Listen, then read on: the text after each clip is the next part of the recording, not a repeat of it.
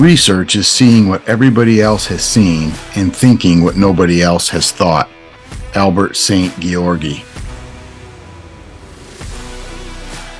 Welcome to the Contextual Intelligence Podcast. I'm your host, Dr. Matthew Kutz, author of Contextual Intelligence, How Thinking in 3D Can Help Resolve Complexity, Uncertainty, and Ambiguity.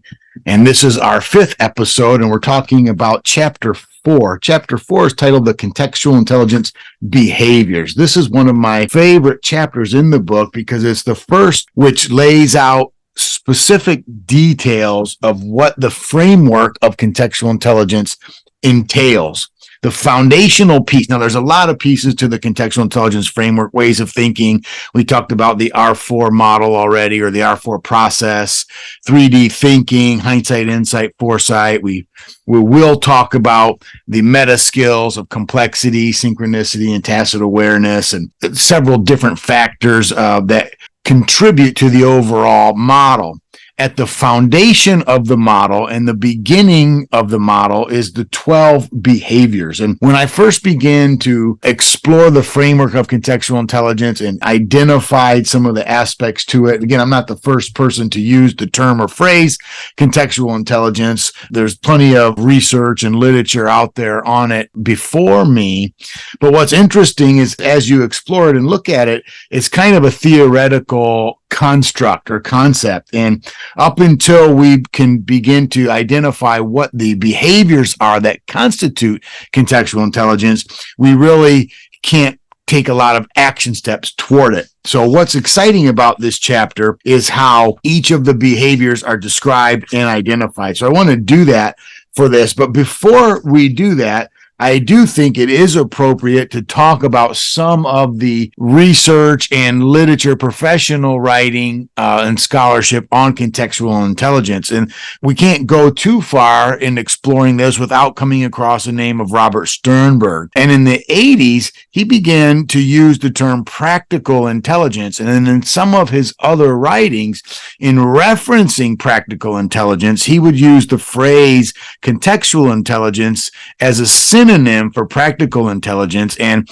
kind of became a sub-construct or a sub-theme within his theory of triarchic intelligence, which he describes three different types of intelligences. One of those was practical intelligence, or again, in some places, he referred to that as contextual intelligence. So he wrote about that. And then we've got other researchers at Harvard University who talk about contextual intelligence, especially from the context of international business. Now, one of the things I think is important for us to understand is when you read about contextual intelligence and come across it in the literature and in the research, you've got to kind of look at what is being meant by contextual intelligence, because the phrase and term is used, but different authors mean different things by it. That's why my definition is so important, and the 12 behaviors are so important, because it kind of distinguishes it from the other uses of the term contextual intelligence. For example, other researchers out there who use it in a political framework, others use it in an international business framework. And basically what they mean are, what are the skills that are needed to practice leadership or management in a particular geographical location, and how is the context of the geographical location dictating or mandating certain types of behaviors, and how aware are you of the geographical location and the cultural demands of specific behavior. So that's what most people mean when they talk about contextual intelligence. Torin Khanna is another researcher. Anthony Mayo, Nitin Noria are other researchers. Patrick Terenzini talks about it in the scope of educational research, and there's a lot of uses on it. In fact, Leonard Sweet and Michael Beck wrote a book on contextual intelligence relative to Christian ministry and a spiritual side of things. And all of these are interesting, and all of these deserve our attention when we talk about contextual intelligence, because it all helps frame an overall understanding of what that is. None of those, however, talk about specific ways in which contextual intelligence can be actualized or can be utilized. And again, they offer a tremendous amount of theoretical support, a theoretical ideas on what it is, how it feels, how it looks, how it manifests, things like that. But none actually go as far as identifying specific behaviors or competencies of the contextually intelligent person. And that's what these 12 behaviors do. Now, the other thing that's neat about chapter 4 here is the idea that the 12 behaviors are organized according to 3 time orientations. And this is the first time that we've talked about this. And we've mentioned the 12 behaviors in previous podcasts, but we haven't really discussed how they're organized. And what's interesting here, in order to get the full benefit from the 12 behaviors and to understand them in the most appropriate way, is to organize them according to different time orientations. Now, we didn't do this a priori, so to speak. We organized these 12 behaviors after we've done a series of factor analyses and different things, and we found that these 12 behaviors factored into 3 groups. And then it was after they grouped into the categories, the 3 categories, that we began to look at them and began to need to apply a name or a label to these categories. So what we did is we looked, and it seemed kind of obvious when we looked at the 12 behaviors and how they organize into 3 groups, 4 behaviors in each group of a time orientation.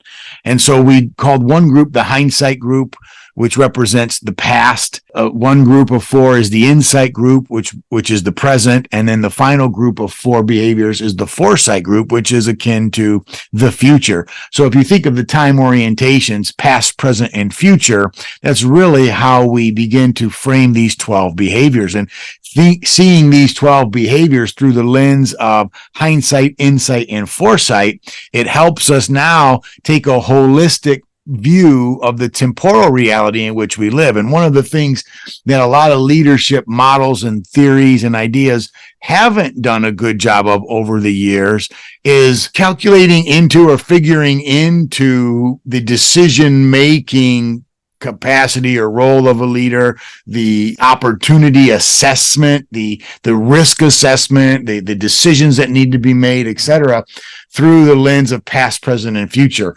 And how important it is that in order for us to practice contextual intelligence to the level at which it needs to be practiced in the space that we're practicing it, and by that I mean the VUCA space, that turbulent, volatile, uncertain, complex, and ambiguous space that we're living in order for leadership to work in that VUCA space, in this turbulent world, in this uncertain reality, we have to begin to understand how to integrate together the past, the present, and the future. So we have to rely on data from the past and our memories and information and hindsight, but that has to be reimagined and reimaged to be correct. We all know there's tons of research out there on how inaccurate our memories are and how biased our memories are, and the effect of hindsight bias and all the things that we have when we misremember the past, right? So we need to have something in place that helps us accurately assess what really happened in the past. And this model helps us do that. So that's one thing. Then we also have to pay attention to the present and the factors that are salient right now in the real moment, and not ignore those like we tend to want to do because of an ideal past or an ideal future. So we have to also learn to filter the past through the present. We don't filter the present through the past. We filter the past through the present. Once we do that accurately, we're now prepared to use foresight.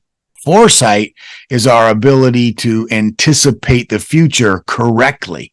We need to understand that 3D thinking phrase of the contextual intelligence reality, and to help us do that. So each one of those behaviors, those time orientation behaviors, hindsight, insight, and foresight, is an individual chapter coming up in the book where we describe and unpack each dimension separately.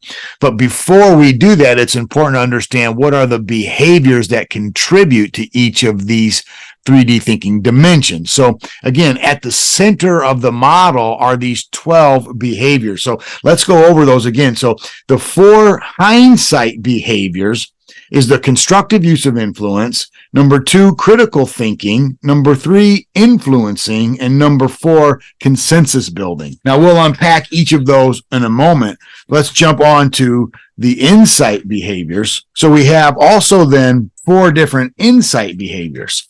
The insight behaviors are listed as cognitive diversity, multicultural leader, communitarian, and mission-minded. And then we have the 4 foresight behaviors, and the 4 foresight behaviors are listed as being an intentional leader, diagnosing context, change agent or change agency, and being future-minded. So all 12 of the behaviors, again, constructive use of influence, critical thinking, influencer, consensus builder, those are the hindsight behaviors.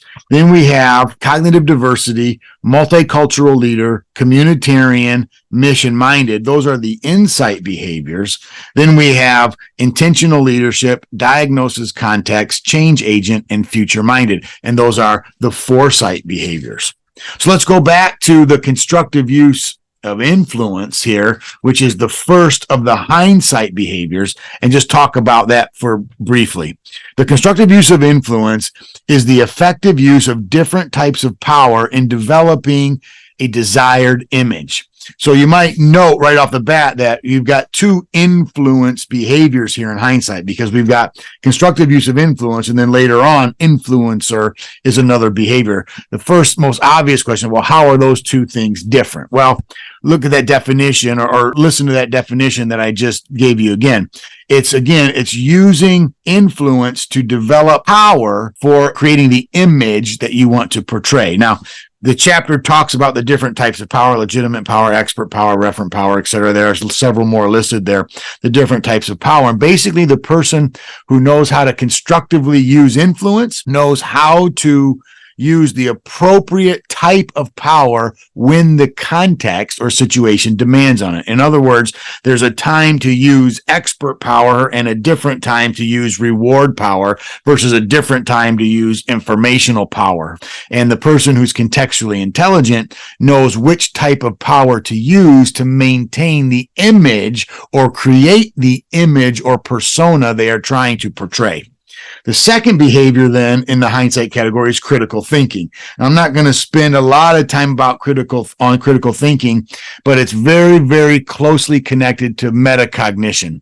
So someone who has a good degree of hindsight has a good capacity for metacognition. Metacognition is thinking about our thinking. I like to say it this way. It's thinking about our thinking while we're thinking in order to change our thinking. And that's, Richard Paul actually said it that way. So that's not something that I've said, but I do think that's really important because it kind of brings to bear the importance of metacognition as it's related to critical thinking. And someone who is really good at understanding how hindsight works understands that what they need to do is be critically reflective of their own thinking. So that's where metacognition comes in. The third piece here in the hindsight category is influencer. So remember, the first behavior was constructive use of influence. The third behavior is influencer. So how is influencer different? Well, here's how we define influencer within the CI framework. An influencer uses interpersonal skills to non-coercively affect the actions and decisions from others. It's markedly different from the constructive use of influence mentioned previously. Being an influencer in this sense rejects coercion altogether and does not use reward, legitimate, or the other forms of power that we mentioned previously. And it isn't concerned with developing the persona or image of the individual. This application of influencer is actually trying to help the other parties involved demonstrate mastery and over what they're trying to do. So you are an influencer by trying to help them in a non-coercive way affect the actions and attitudes of other people. So again, there's questions here and different things for each one of these on how to develop those. The fourth and final hindsight behavior is consensus builder. A consensus builder can conceive of other people, can convince other people to see the common good or a different point of view. Being able to create collaborative win-win situation is what the consensus builder is all about. So the consensus builder starts with accurately identifying a problem And then when there's a lack of consensus, it is almost always the result of a different understanding of the problem. So consensus builders tend to be good at identifying the problem and then articulating the problem so that everyone else can understand it and gets on board with what it is we're trying to fix or solve. That's the root of what a consensus builder does. So they get everybody on the same page. There's not always necessarily about unity or teamwork at this phase in the process. It's about getting everybody on the same page as to what it is we're actually facing. Then we'll move from there and we'll go to the insight behaviors. And the four insight behaviors, again, just to remind you, are cognitive diversity, multicultural leader, communitarian, and mission-mindedness. So cognitive diversity is also called embracing diverse ideas. What's interesting about this is the person who is trying to develop insight needs to understand how other people are thinking and how other people's thinking actually is used by the individual.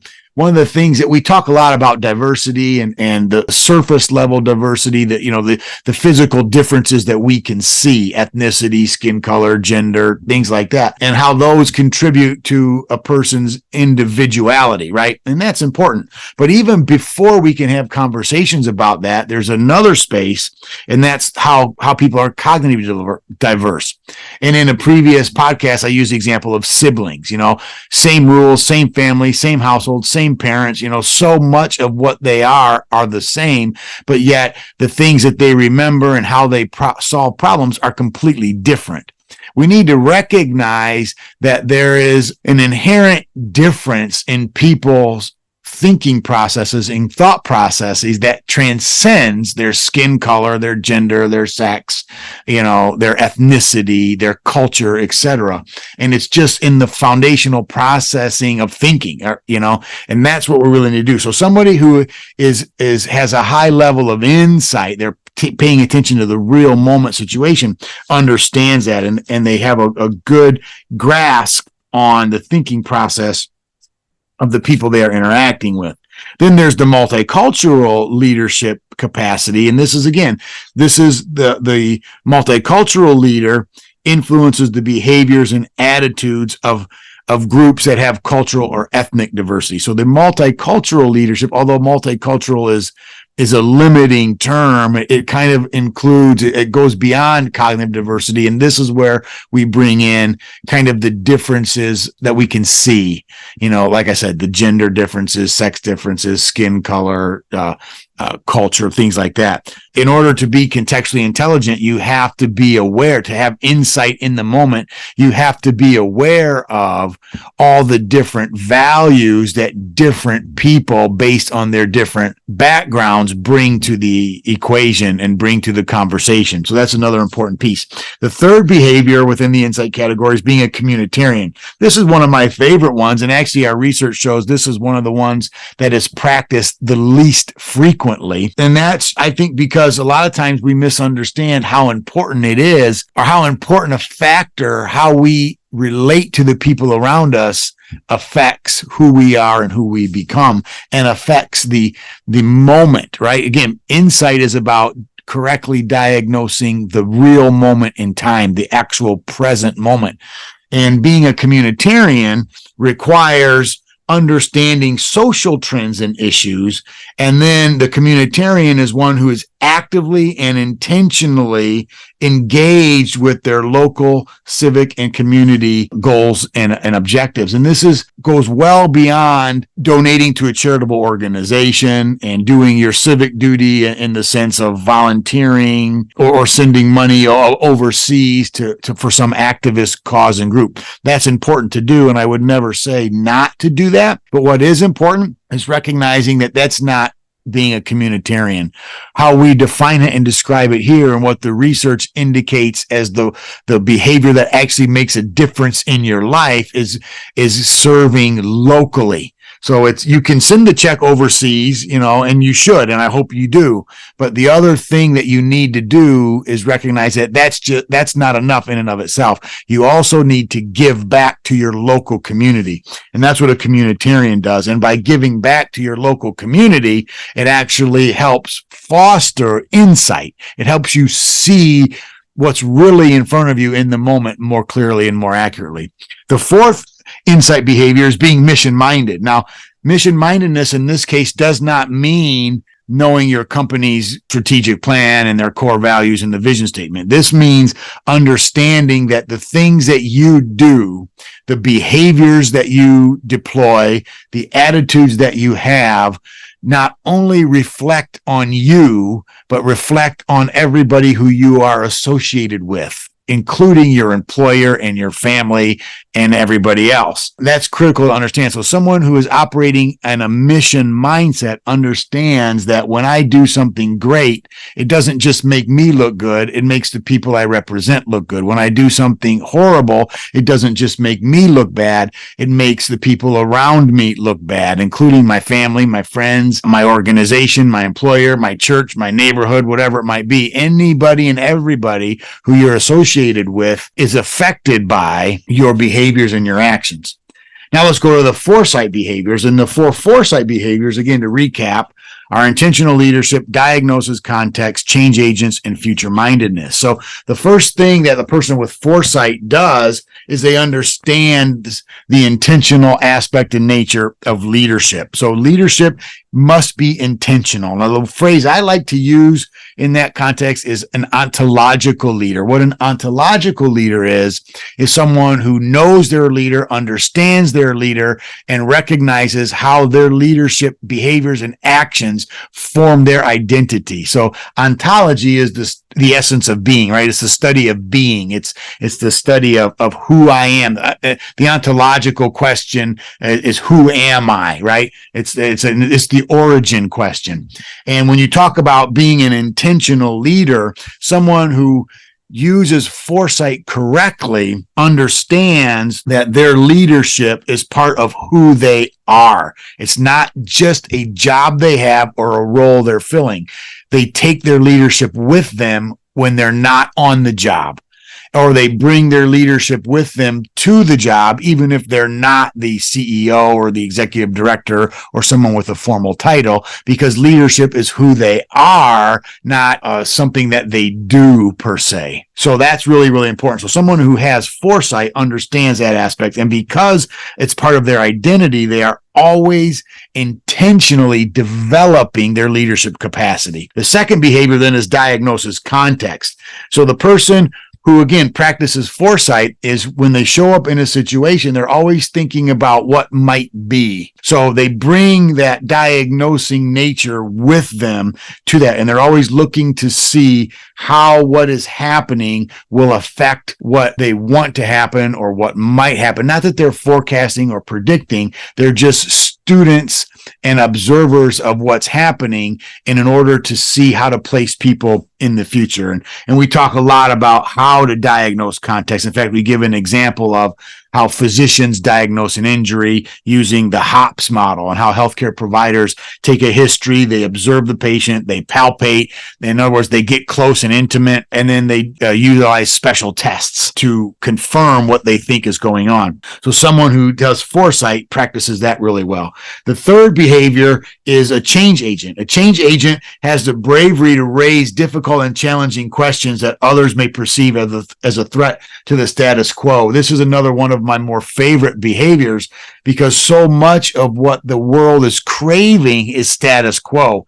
And so much of what VUCA, turbulence, uncertainty is about is the absolute antithesis of the status quo. So one of the things that someone with foresight has to be able to do well is challenge the status quo without offending people. So it's a disruptor, being a disruptor without being annoying, right? So there's ideas we talk about in this chapter, in this section of this chapter, on what a change agent does and how they develop the tact and the grace to raise these difficult difficult or challenging questions so that other people will consider them. Remember, we said in a previous podcast, one of the things that leaders have to do in a VUCA world that's different than when it's not is that's ask better questions. It used to be that a leader's main job was to solve problems. Now a leader's main job is to ask better questions. And it's in this change agent category that the question asking capacity becomes critically important. And then the final behavior in the foresight category is being future-minded. And someone who is future-minded sees beyond the contradiction and the obstacles that are in front of them to a future that others cannot see. And I can't reiterate that enough, because what's so critical here is all of us see a future. All of us anticipate something better. And the difference I'd like to draw is between comparing foresight to fantasy. Most people deal with fantasy. They see a future out there and they have an ideal picture. I want to be rich. I want to finish my doctoral degree. I want to write a book. And they see this ideal future. I want to have a happy marriage, etc., whatever it might be. But then they say, but I can't because. And they're giving excuses for why they're failing to make the transformation that they need to make, because they only see the obstacle that's in front of them. I can't because I don't have enough money. I can't because I don't have enough time. I can't because I'm unlovable. I can't because my spouse is a jerk. Whatever it might be, they say whatever that dream is or that fantasy is, they say I can't because. Well, contrast that to foresight. The person with foresight sees where they want to be. Also, they also recognize the obstacle. They see the obstacle in front of them. But what the person with foresight does is they see past the obstacle, around the obstacle, through the obstacle, and go the step that the fantasizers aren't willing to do. And they articulate, and I mean that literally, they actually say it and articulate it clearly how they're going to overcome the obstacle that's in front of them. And you could talk about, well, they set atomic habits, they set other habits, micro goals, whatever. There's all kinds of great information out there on how to get past the obstacles that you see and articulate that ideal future. Regardless of whichever path you take with that, the person who practices contextual intelligence and then the person who can leverage foresight has the ability to be that future-minded person, and they see beyond the contradiction and beyond the obstacle that's right in front of them right now. And that's critically important. So when you think about each of those 12 behaviors and then how they're organized into the 3 orientations of time, we begin to see the beginnings of a very useful framework on how to begin to practice contextual intelligence, and then what contextual intelligence actually looks like, whether you want to take it from the perspective of the 12 behaviors or the 3D thinking framework, hindsight, insight, and foresight. Either place is a good place to start. So that's chapter 4 in a nutshell. And if you're interested in getting a copy of the book, stay tuned to the end. We'll talk about where you can get it. The best place is my website, MatthewKutz.com. They're in the show notes. Follow me on social media, and I would love to chat with you about this, and I'd love to get this book in your hands. So I look forward to hearing from you. And if you have any questions, shoot me a note and message me through my website or through my social media, and I'll be happy to get to you and get this book in your hands. Thanks a lot.